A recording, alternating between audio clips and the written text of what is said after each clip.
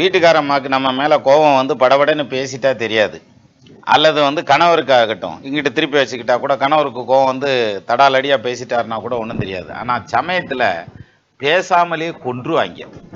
என்ன கேள்வி கேட்கிறோமோ அதுக்கு மட்டும் பதில் வரும். இல்ல அதுவுமே வராது. ஏன் பிரச்சனை? என்ன கோவம்? எதுக்கும் எக்ஸ்பிளனேஷன் இருக்காது. அப்படியே கன்ஃப்யூஸ் ஆகி போயிருவோம் இல்லையா? எதனால கோவம்? என்ன பண்றது? ஏது பண்றது? நம்ம இன்னமும் தப்பு பண்ணோமான்னு யோசிச்சுக்கிட்டே இருப்போம். இந்த மாதிரியான சூழ்நிலை, அப்படிப்பட்ட மனைவி அல்லது கணவன் யாருக்கு வருவாங்க அப்படின்னாக்க, லக்னத்துக்கு 7ஆம் இடத்ததிபதியோட குரு சேர்ந்திருக்காருன்னு வச்சுக்கோங்க. குரு நல்ல கிரகம்தான். ஆனா அது இந்த மாதிரி பஞ்சாயத்து இழுத்து விடும். 7ஆம் இடத்ததிபதியோட குரு சேர்ந்திருந்தா அவங்க வந்து பேசாமலே பிரச்சனை பண்ணக்கூடியவங்களா இருப்பாங்க.